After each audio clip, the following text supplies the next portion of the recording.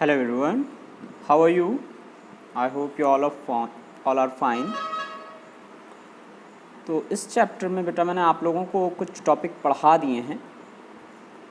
जैसे मैंने आपको मेटल की प्रॉपर्टी पढ़ाई थी, तो मैंने मेटल की कुछ प्रॉपर्टी जो पढ़ाई थी आज मैं आपको उसका रिवीजन करा देता हूँ, उसके बाद फिर हम लोग आगे चलते हैं।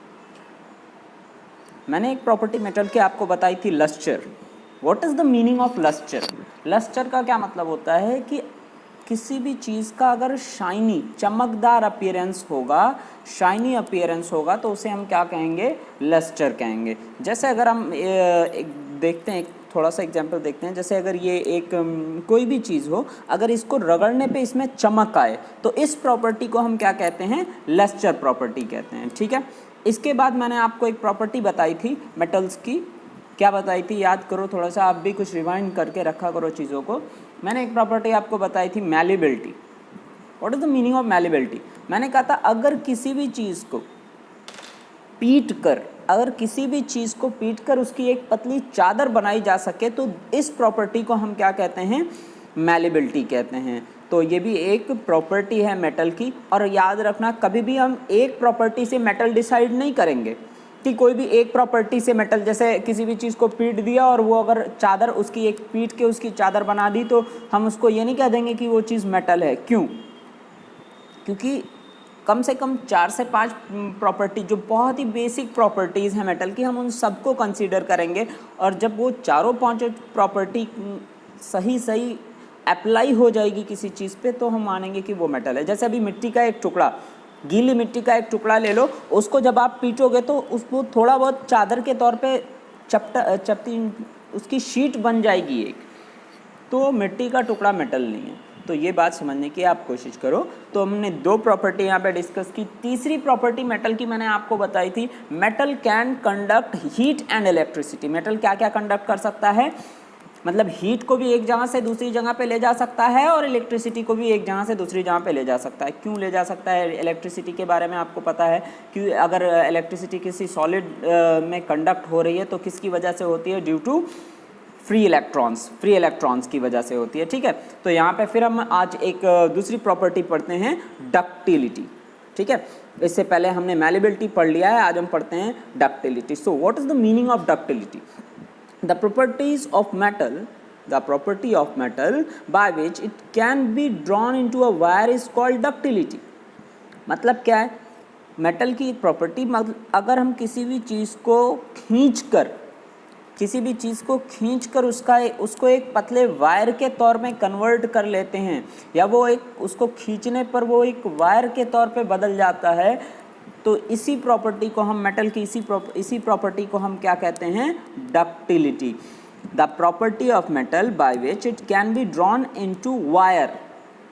ठीक है। जैसे सोना है, सोने को अगर खींचा जाएगा तो उसका वायर बन जाएगा। अब ये मत समझना कि सोना पकड़ के आप ऐसे खींच सकते हो, नहीं, उसके एक अलग प्रोसेस होते हैं, उसको हीट करना पड़ेगा, अलग अलग तरीके होते हैं हर चीज़ को। लोहा है तो लोहा उतनी आसानी से नहीं खींचेगा बनिस्बत सोना, लोहे को और ज़्यादा हीट करना पड़ेगा पतले वायर में कन्वर्ट करने के लिए, लेकिन वो हो जाएगा। इसलिए इस प्रॉपर्टी को हम क्या कहते हैं?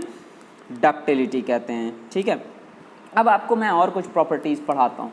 जैसे आपने देखा होगा कोई भी ऐसा सब्सटेंस अगर उसको ऊपर से किसी भी जगह, जैसे मान लो ये मेरे हाथ में एक पेन है बेटा और ये मेटालिक पेन ही है, तो अगर मैं इस पेन को यहाँ से गिराऊँ तो देखो आप, एक आवाज़ प्रोड्यूस हो रही है। This ringing sound is known as, this ringing property of a metal is known as sonorous. इसी मतलब जब भी हम किसी मेटल को गिराएंगे और उसमें एक रिंगिंग मतलब छनछनाहट की आवाज़ आती है, तो इसी प्रॉपर्टी को हम क्या कहते हैं? सोनरस कहते हैं। क्या कहते हैं? सोनरस। तो चलो फिलहाल हम लोग आगे बढ़ते हैं। आपने डक्टिलिटी की प्रॉपर्टी भी समझ ली, फिर सोनरस की प्रॉपर्टी भी समझ ली। तो अब यहाँ पे देखो, मैं आपको इस चीज़ को दिखा देता हूँ कि what is sonorous. Metals produce ringing sounds, they are said to be sonorous. कोई भी मेटल जो रिंगिंग साउंड प्रोड्यूस करेगा उसको हम क्या कहेंगे? सोनरस कहेंगे। तो अब तक आपने कई प्रॉपर्टीज़ पे, यहाँ पे एक एग्जांपल दिया हुआ है कि आप एक लकड़ी का बॉल ले लो और एक लोहे का या किसी भी मेटल का बॉल ले लो, तो क्या आप दोनों को ऊपर से गिरा के पहचान सकते हो कौन सा लोहे का है और कौन सा मेटल है और कौन सा नॉन मेटल है? तो ऑब्वियसली जो लोहे का बॉल आप लोगे तो उससे जब आप ड्रॉप करोगे किसी हाइट से, तो जब वो ज़मीन पे या किसी भी हार्ड सरफेस पे टच होगा तो वो छनछनाहट की आवाज़, उसमें से एक रिंगिंग साउंड प्रोड्यूस होगा। तो this property is known as sonorous, और ये प्रॉपर्टी किसकी है? मेटल की प्रॉपर्टी है। तो ठीक है, यहाँ तक का आपको कोई कन्फ्यूज़न नहीं होना चाहिए, आई होप। जो चलो हम लोग आगे देखते हैं। ठीक है, देखो यहाँ पे हम लोग प्रॉपर्टीज़ के बारे में, हमने सारी प्रॉपर्टीज़ के बारे में पढ़ लिया। तो यहाँ पे देखते हैं, after performing above activities we can say that some materials are hard, some materials are hard, lustrous, lustrous आपको पता है बहुत अच्छे से lustrous के बारे में आपको पता है। ये क्या, कौन सी प्रॉपर्टी है? Shiny property of the metal. Malleability, कुछ ऐसे मटेरियल हैं जो कैसे होते हैं? हार्ड होते हैं, लस्ट्रस होते हैं, मैलेबल होते हैं, मतलब उनको पीट कर उनकी एक चादर बनाई जा सकती है। डक्टाइल होते हैं, मतलब उनको खींच के उनको वायर के तौर पे कन्वर्ट किया जा सकता है। सोनरस, मतलब उसमें से रिंगिंग नॉइस प्रोड्यूस होता है। And good conductor of heat and electricity, और वो कैसे होते हैं? हीट और इलेक्ट्रिसिटी के बहुत अच्छे कंडक्टर होते हैं। The materials which generally possess these properties are called metals। ठीक है, the materials which generally possess these properties are called metals। ऐसे मटेरियल जिनमें जनरली ये प्रॉपर्टीज़ होती है उनको हम क्या कहेंगे? मेटल्स कहेंगे। तो इसके एग्जाम्पल के बारे में अगर हम देखें तो iron, copper, aluminium, calcium, magnesium, तो ये सब क्या हैं? Metal. In contrast materials like coal and sulphur are soft and dull in appearance. कोयला, सल्फर कैसे हैं? ये सॉफ्ट होते हैं, डल होते हैं, मतलब चमकदार नहीं होते हैं अपीयरेंस में। They break down into a powdery mass on trapping with a hammer. अगर हम इसको हथौड़े से पीटेंगे तो ये छोटे छोटे बुरादे के तौर ये पाउडर बन सकते हैं। They are not sonorous and are poor conductor of heat and electricity. ये सोनरस भी नहीं है, लेकिन हाँ हीट और इलेक्ट्रिसिटी के थोड़े कंडक्टर हैं, लेकिन पुअर कंडक्टर हैं, नॉट अ गुड कंडक्टर। तो मैंने कहा है कि अगर कोई एक दो प्रॉपर्टी थोड़ी सी हो तो हम उसको मेटल नहीं मान सकते जब तक उसके अंदर ये सारी की सारी प्रॉपर्टीज़ उस मटेरियल के अंदर ना हो। ठीक है, तो देखो यहाँ पे आप, they are not sonorous and are poor conductor of heat and electricity. These material are called non metals. तो मेटल्स और नॉन मेटल्स में डिफरेंट समझ आया आपको? मेटल्स क्या हैं? जिनके अंदर कौन कौन सी प्रॉपर्टी हो? लस्ट्रस हो, नॉर्मली हार्ड हो, लस्ट्रस हो, मैलिएबल हो, डक्टाइल हो, सोनरस हो, और अच्छे कंडक्टर हो। किसके किसके? नॉर्मली इलेक्ट्रिसिटी और हीट के। तो इन सारी प्रॉपर्टीज़ जहाँ, ये सारी प्रॉपर्टीज़ जहाँ पे मौजूद होंगी उनको हम क्या कहेंगे? उनको हम मेटल्स कहेंगे। ओके, आगे का topic non metal. Non metal क्या है? सीधा सीधा जहाँ पर ये प्रॉपर्टीज़ नहीं होंगी उनको हम नॉन मेटल्स कहेंगे। ओके, फिलहाल हम लोग आगे बढ़ते हैं। देखो, make sodium and potassium are soft and can be cut. देखो कुछ